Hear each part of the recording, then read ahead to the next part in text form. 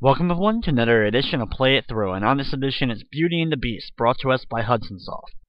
While the amazing film was released in 1991, this video game adaptation wasn't released until 1994 for the NES, and was only released in the PAL format. 1994 was very late in the NES lifecycle, and Beauty and the Beast happens to be one of the last games released for the console. While the SNES version of the game, created also by Hudson, is almost identical, the SNES version is much more enjoyable to play, and especially look at. While it may be a little unfair to judge an NES game by its graphics, the graphics in this game are pretty low quality. Especially the character sprite of one of the main characters, Belle. One other gripe about the game is that there is a lot of original music, but it's the few songs that are actually brought over from the film that I think are pretty much butchered in their NES counterpart, and I'm a huge fan of 8-bit music.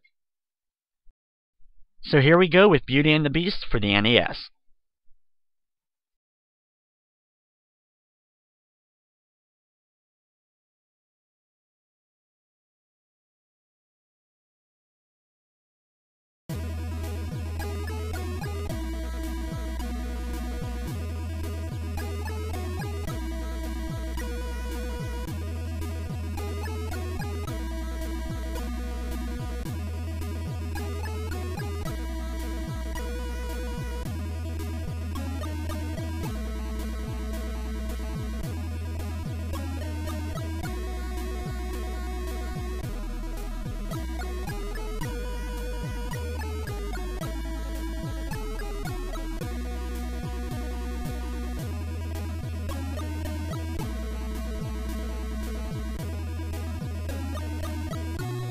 After our introduction, just like the film, we have our title screen, which is pretty bland and just has a press start button.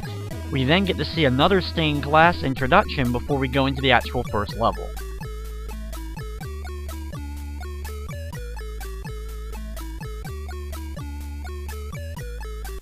While I'm not a big fan of the graphics in this game, I do like the stained glass art that is done for the introduction as well as the introduction to each of the levels. The first level of the game takes place inside of the castle's dungeon. We take control of Beast, and we have to get used to his abilities pretty quickly. His main attack is a punch, which is just pretty much a standard uppercut punch, which you're gonna have to get used to the timing of. Since it has a little bit of a delay, you're gonna have to throw out the punch a little bit earlier than you would use with most attacks in other games. You'll notice at the bottom of the screen, we have our hits counter, which is represented by roses. Now, getting hit once doesn't necessarily mean one rose will be taken away, as different enemies will do different amounts of damage. In the center is the rose encased under glass, which is representative of the time left in the castle before Beast has to turn back into a human. However, in this game, it actually represents our time that we currently have left to complete the current area that we're in. The good news is, once you complete a section of a level, you get your full timer back. In this area of the castle, we actually have to follow Lumiere as he guides us through this underground passage area. You have to keep close to him or else it will become completely dark and you won't be able to see what's in front of you, including the enemies. Besides the uppercut, as you may have noticed just a few seconds ago, I use the Roar ability, which takes a little bit because you have to charge it up, but once you unleash it, it freezes enemies in place. It of course can be pretty useful if you need to freeze an enemy that may be moving quickly, but usually you're not going to have enough time to charge it up enough in order to freeze an enemy. The item I just grabbed there is the viewing glass, or magnifying glass, which actually moves across ahead of you and shows you what's coming up in the level. Overall, it's one of the more useless items in my opinion, and probably the only time I'll grab it in this particular run. You'll also notice that I have a large heart count, which is my lives, because I currently have 3, and then you have a little heart count next to that. The hearts that you collect in the levels, once you collect 5 of them, it grants you an extra life.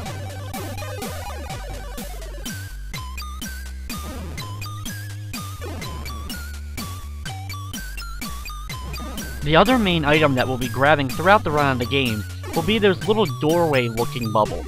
Those are just for extra points. The only other power-up that we're really going to be seeing is one that gives us a little bit more time back on our roads, which is represented by that bird that I just picked up. As you can see, one of the petals that was laying on the glass bottom grows back up and attaches itself to the rose again. As for enemies during this section, once you get used to the punching motion, you're going to be using this for pretty much all the enemies throughout the game. The rats that we start off with are a great way to really get your timing down and getting used to that punch. Be careful of the gargoyle statues that are sitting above on the tops of the staircases, as they will then tumble down towards you. You can still take them out just with a simple punch like you've been seeing, so you really don't have too much of a threat of having to jump over them.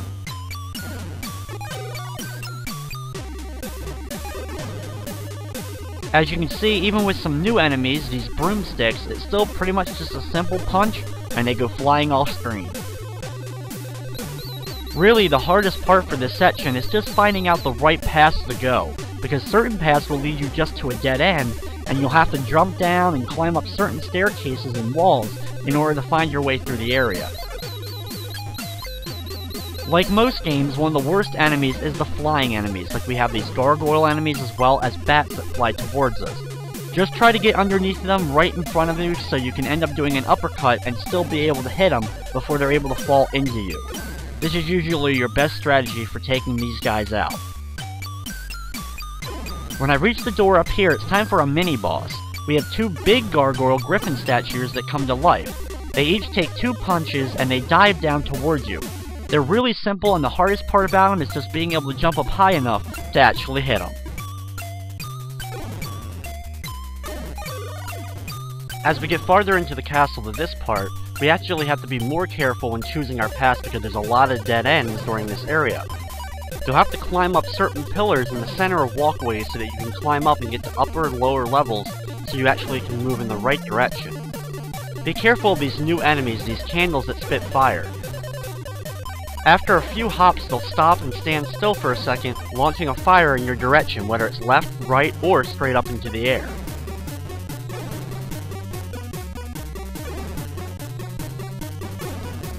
Also, of course, be careful for any spikes that are going to pop out of the ground, as well as statues in the background that may also like to spit some fire at beasts.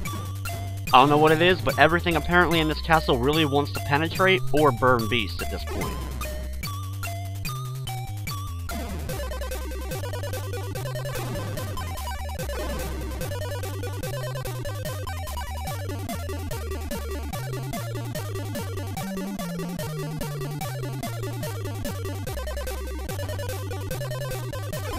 Another new enemy is paintings. You can clearly tell that the enemy doesn't look quite right in the painting in the background, so just do a quick jump up and smack him with a fist in order to knock him out of that painting. Be also extremely careful of the axes in the background being held by certain knights. When you get close, that axe will swing down, and if it happens to hit you, it's instant death for beasts.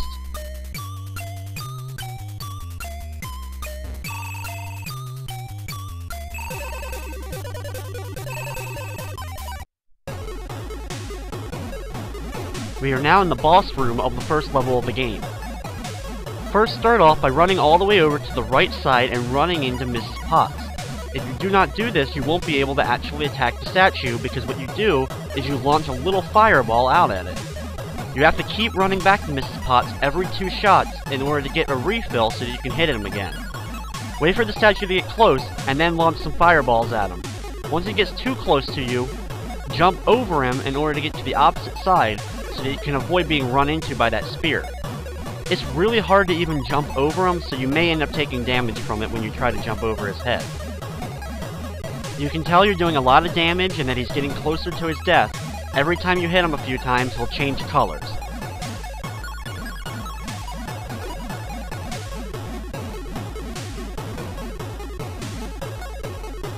Once you deliver the final hit, you can enter the door at the end and move to the next level.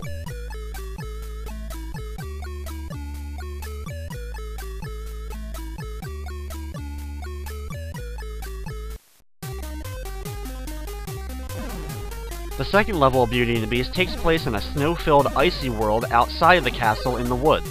We'll be traveling through lots of different caves and have some new enemies to deal with throughout this level.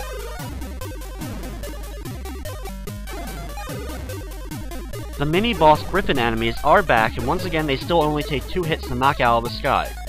When you make it to this ice bridge, you immediately start falling down and enter the cave to the right.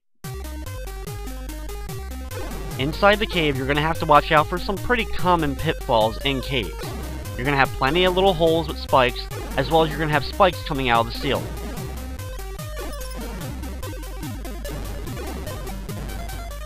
There's also a few wrong dead ends in this cave, so be sure that you choose wisely and choose the correct path. Thankfully though, with the spikes that are just growing out of the ceiling and out of the ground that are green, you can just deliver a quick punch with your fist in order to break them so you don't have to deal with them.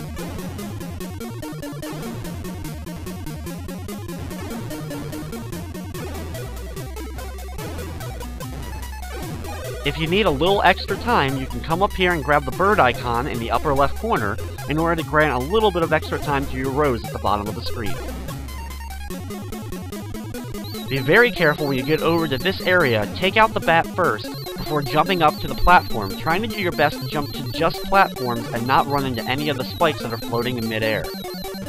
These bad enemies, like many bad enemies in video games, are extremely annoying because they hover in a really sporadic pattern and can always seem to get in the way sometimes.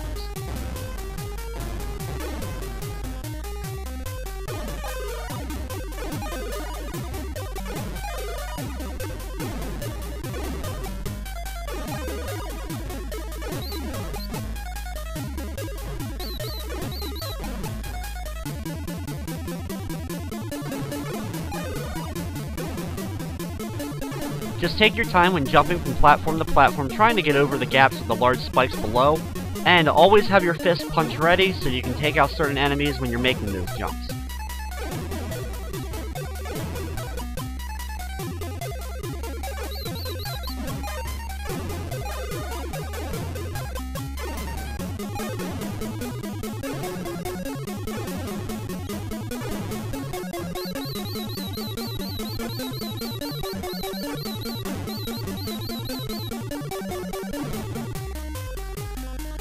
When you get up here, you'll have to drop down, hanging onto the ledge for a second before falling, and hold right so you end up landing on this platform to continue on.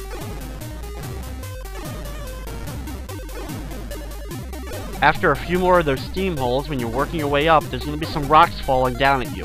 It's sometimes pretty hard to dodge them, so take your time, but thankfully they won't do a whole lot of damage to you. Either punch or try to trick the spikes into falling before you actually get close to them, and just continue moving on, and we're almost outside of this cave.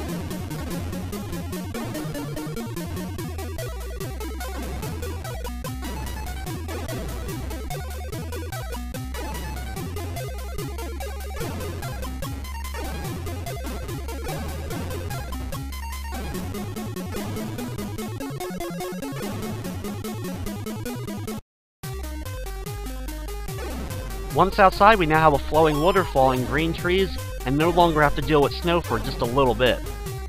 During this area, the purple platforms are going to be our main ways of getting up, and they break apart every time you jump on one, so you have to be very quick and know where you're about to jump to next. The platforming is a little bit tricky in this game, so it will take a couple of attempts sometimes in order to make your way up. Also, the purple rock platforms sometimes don't appear or they disappear before you actually get to them, so you may have to walk off screen a couple of times in order to come back and actually get them to show up.